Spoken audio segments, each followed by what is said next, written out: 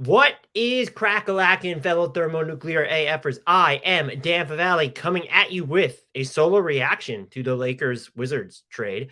The Lakers agreed to send 3 second-round picks to the Washington Wizards in exchange for Rui Hachimura, who will be a restricted free agent this summer. Before we dive into the impact of this trade on both teams, let me remind you that, please, it's time to subscribe to us wherever you consume us. If you're on YouTube, hit that sub button, like, comment, help the algorithm love us back. If this is your first time checking us out, please hit that subscribe button on your favorite podcast player of choice as well.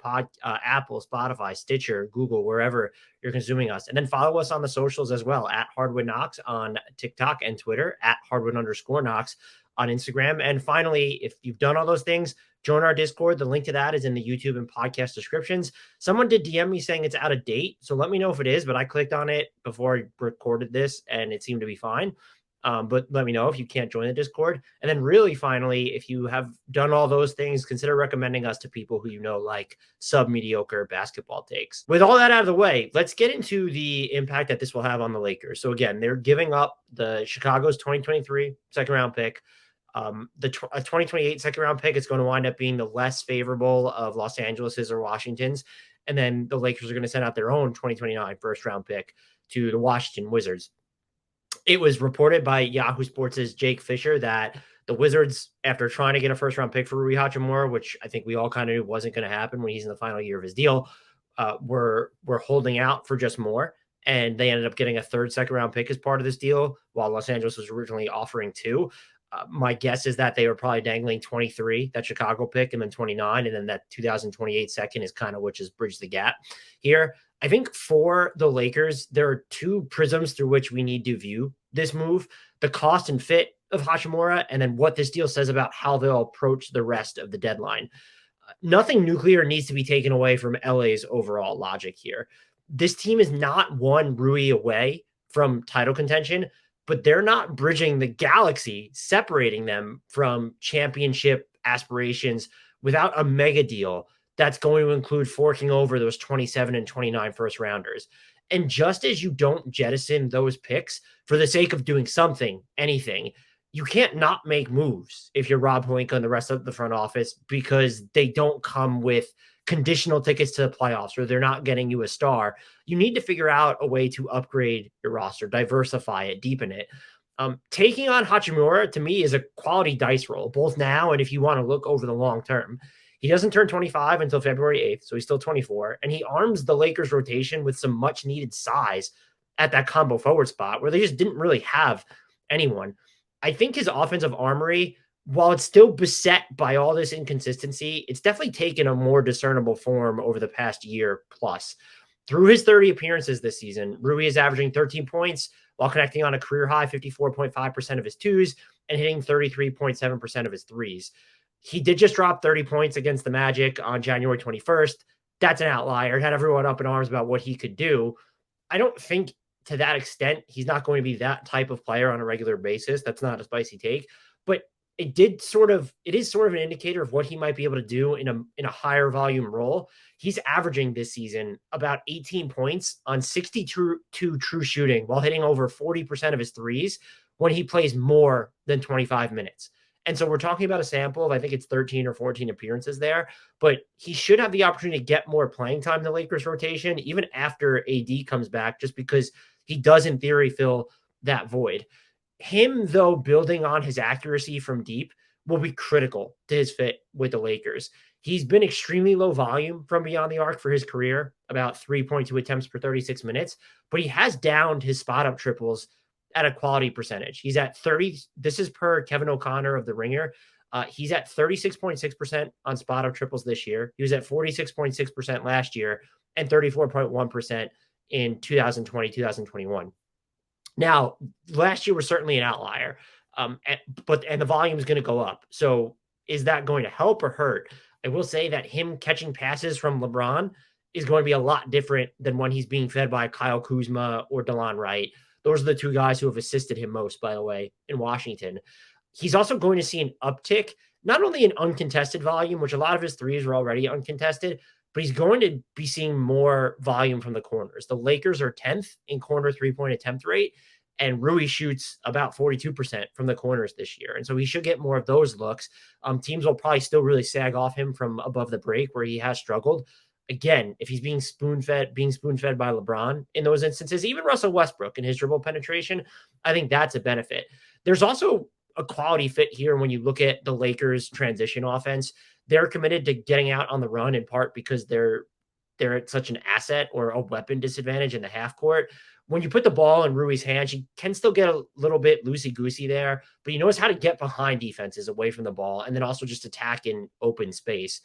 I think what becomes not problematic, but potentially thorny here is the rest of Rui's offense.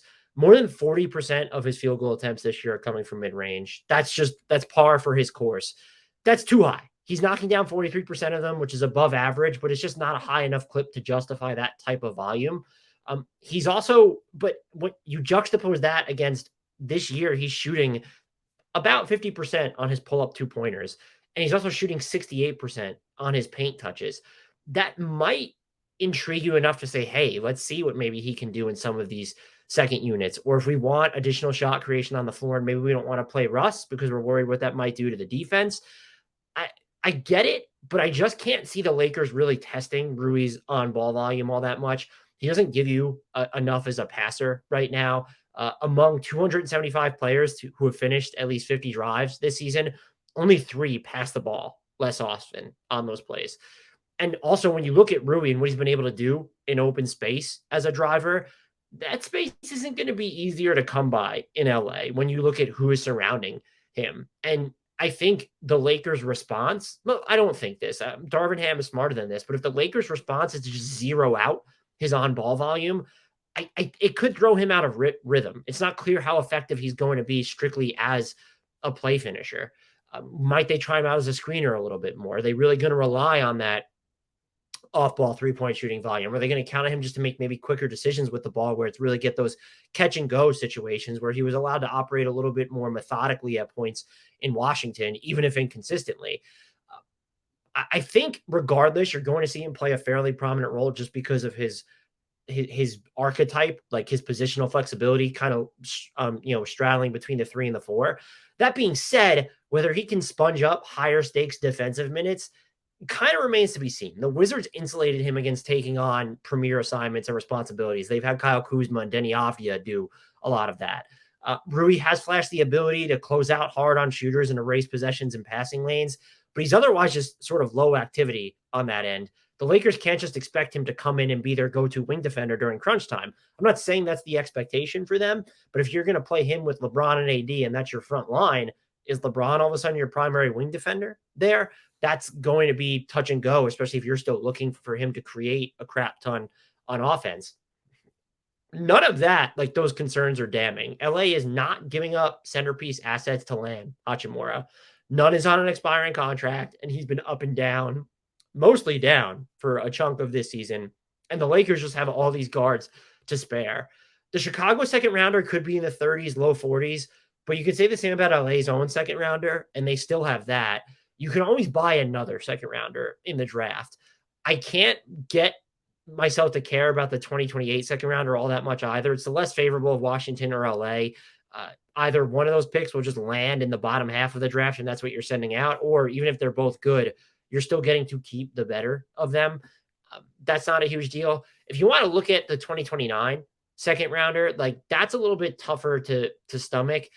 The you can always buy more stance. It loses a little bit of luster when you're talking about distant drafts, just because second round picks are not sold until the night of. And while looking just at the draft specifically, okay, that's fine, it does hamstring your ability to sweeten up other packages. And so just not having that 2029 second in the chamber, it does put you at a little bit of a disadvantage in future trade talks, whether it's in the coming years or even for the rest of this season.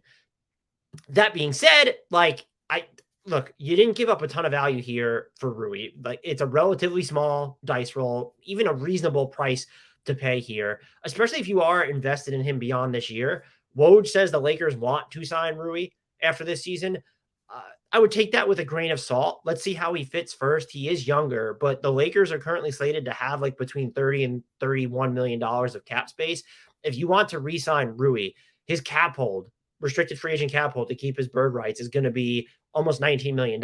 Now, he will sign for less than that. So it could be cheaper to use his actual salary. But even if he gets, let's just say he even gets below the MLE. Let's say he signs like his qualifying offer or something, about $8 million. That still cuts into the Lakers cap space.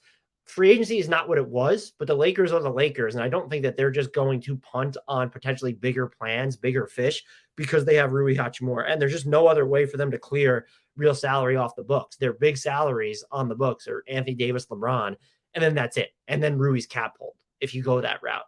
So I think that this will be a very much just sort of, not that Rui's a placeholder, but they're going to need to explore this and experiment. And it's not a given that he comes back unless he plays really well, because I think the Lakers are going to value that flexibility. At the same time, the Lakers did add ever so slightly onto their tax bill here. They took on about $1.3 million in salary. That adds a total of $3 million to their tax bill. Does this imply one of two things, or maybe both things, that they are willing to spend this season more, so that if they can find a more expensive player by dangling the Patrick Beverley and another small contract package, that they would make that deal?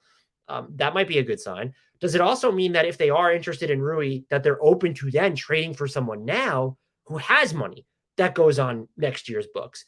That was one of the biggest sort of questions here was, well, would the Lakers even put their first round picks on the table if it means they're also cutting into their cap space this summer? If it means you're going to have a player on your roster who you value leading into next season, I think the stance always should have been, yeah, you make the trade. Now it might seem more likely than ever, not that they trade their first round picks, but like, are they going to package salary in a second if it gets them someone who is actually on the books into next season? Because they might look at it as, oh, well, we have Rui, and that's going to take up some of our flexibility. And if we need to clear someone who maybe their contract is not expiring this year, but next year, we'll figure out a way to move them in the moment. Or we think that our biggest splash is going to come via the trade market anyway, because it doesn't seem like they're going to trade those first round picks. So for what it's worth, this maybe does show that the Lakers are not only trying to improve this year's team, but are also open to making moves for this year's team that might impact their flexibility for the immediate future, being this offseason. And I think if you're a fan of seeing LeBron James play meaningful basketball, that's good. That all being said, the Lakers can't be done. This shouldn't be the move of the season. They need to do more to figure out how to acquire bigger, more bankable difference makers, because we don't know that Rui is just going to be this dependable contributor. I think he is far from a home run fit. He's interesting enough to where I think, yes, if this was the deal that was on the table, go ahead and make this. We also can't grade it or view it in tandem with what hasn't been done right now. The Lakers still have a few weeks to kind of figure that out. If this proves to be the only move they make, or if we go back and we see that, oh, teams were able to get better players, or someone who's a better fit, like a Josh Richardson for the Lakers roster for cheaper, well, then we can come circle back and say, oh, was this really worth the swing? In the meantime, though, I think the Lakers flyer on Hachimura is entirely reasonable, if not ever so slightly encouraging here for what they're trying to do. And so I think this is a trade you just make if you're the Lakers. Let's see what else they do. They still just need more shooting, more higher volume shooting, and and quality depth on the wings, because Rui is like more of a, if you want to stretch it, a 3.5, I would say he's more of a 4. They could use like some bigger 2s and 3s, like just real wing types that aren't, there's LeBron James. You want to consider him a wing, point wing, whatever, that's fine. Like then you have Juan Toscano Anderson, and you have Lonnie Walker IV, and you have Austin Reeves. Like you just get into sort of iffy territory there. They need another wing type body, and this should not stop them from going out and getting that player. And so it's a really good sort of, not even a stab in the dark, but taking a flyer on this younger guy who's shown a lot of offensive upside. Shouldn't torpedo what you're trying to do defensively, but does open up some questions if you're playing him with LeBron and AD down the stretch of crunch time. Very interested to see how LA uses him. And the bigger question for me, if we're looking at his fit and whether they keep him long-term, what does his role in the offense look like? And is he comfortable maybe being off the ball less? I think we tend to understate how important the flow or the rhythm of the game can be to players if they've been used to operating on ball more, been able to attack a little bit more with some self-creation in the half court. I don't think he's going to have the same opportunity in LA. Maybe I'm wrong. So I like this trade for the Wizards. I like this trade for the Lakers. Hope you enjoyed this. Until next time, please remember to subscribe, YouTube, Apple Podcasts, follow us on all the socials at HardwoodKnocks. Links are in the podcast and YouTube descriptions. Join our Discord. The link to that is in the YouTube and podcast descriptions as well. I'll be back with another podcast, I believe, before we begin our trade deadline previews. I might do my most interesting teams at the trade deadline just to throw something else out there. And then we will be rolling out division trade deadline primers. I think one of them is going to have to be released on a Saturday as we do the Western Conference this week. So please download and listen to podcasts on a Saturday to help the numbers and keep us rolling in name brand, no show socks. But yeah, other than that, I leave you with the shout out to the one, the only, the indelible, the legendary Frank Ntilikina.